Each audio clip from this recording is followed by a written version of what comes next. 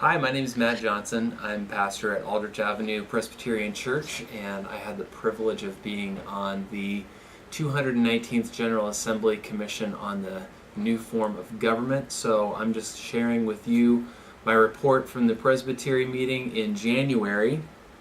Barbara Ann Keeley had asked me to give some thoughts on the primary reasons why my committee recommended to the Assembly that they adopt the new form of government, and then the Assembly went ahead and did approve that to be sent out to the presbyteries. So here's some of the things that really motivated that for us as a committee. I'm no polity expert. I can't speak to a lot of the details of the implications, but what I can do is share about my experience as a committee member, so that's what I'm going to do.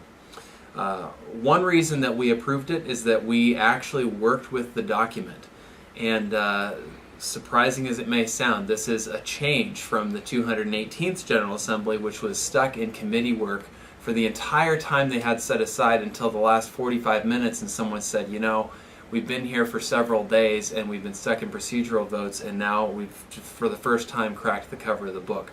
So we actually cracked the book to begin with, and worked with the document from the beginning, and that really got us involved in kind of the inner logic of the document and what it was about, and interacting with task force people, and it was a good process that we went through.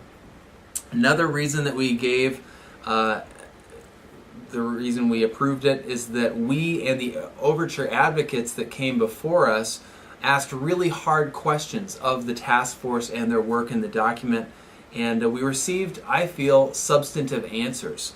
And so many of the concerns that people had about the new form of government surrounded a few key issues. One of those was per capita collection. Is this going to be something that's mandatory? Another thing was the definition of the word church in the document, due to a footnote on the first page that has been updated.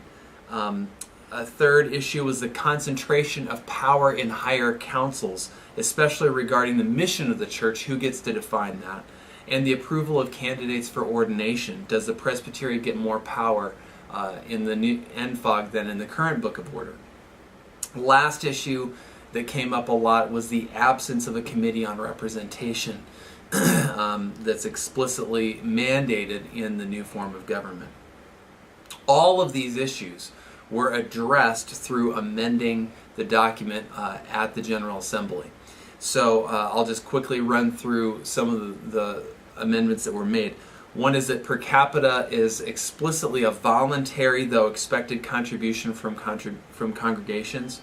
Another is that the word church is now defined only by its use in context, as it already is in the current Book of Order, regarding its reference to a local congregation or the denomination or the church universal. Third thing is that the perceived concentration of power in the denomination was alleviated by clarifying the definition of the word church, I believe, because when it was lowercase c, then that was referring to denomination according to that footnote. So when that footnote was removed or altered, then that gave us a more wide open interpretation and moved away from some of the misconceptions that there was an attempt to concentrate power at higher levels. And then the last one is that we made an amendment to keep committees on representation as mandatory in councils above the session level. Now, two other issues remained.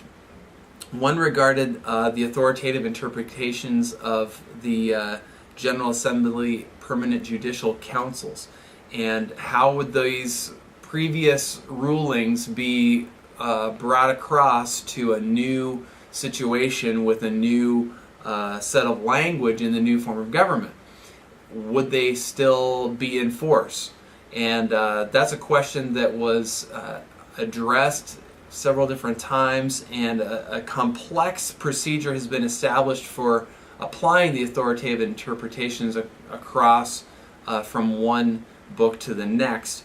And though it's complex, I do think it's thorough, and I felt satisfied that there's a strong enough connection in the principles between the two documents that the relevant authoritative interpretations that were aimed at the old form of government would be maintained if the nFOG was approved. The last objection regarded the manuals of operation that each council would create in order to fill in for the absence of the level of detail that's in the current Book of Order. And this, to me, is what we make of it. We didn't fix this. It's an essential part of the new form of government, actually.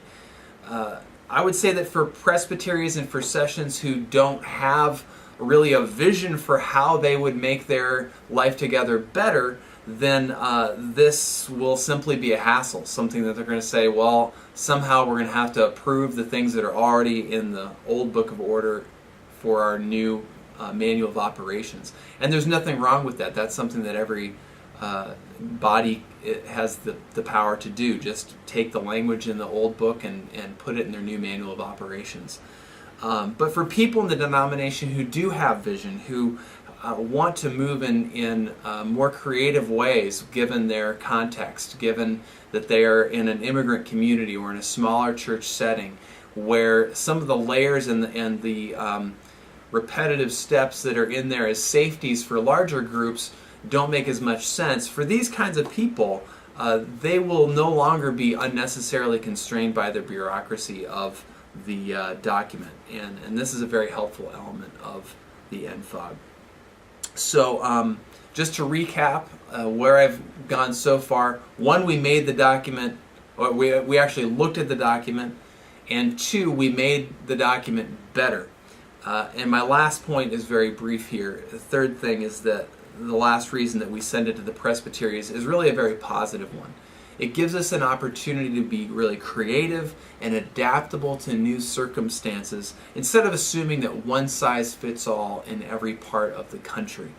Our polity is intended to enable mission, not constrain it. But in some ways, it's a 19th century polity in a 21st century world, and we bump up against the quickly changing pace of things in our society. And so the whole intent of this new document is to give us space to shape our life together, to fit our circumstances so that we can fearlessly follow the Holy Spirit into a changing world, as our strategic plan motto states.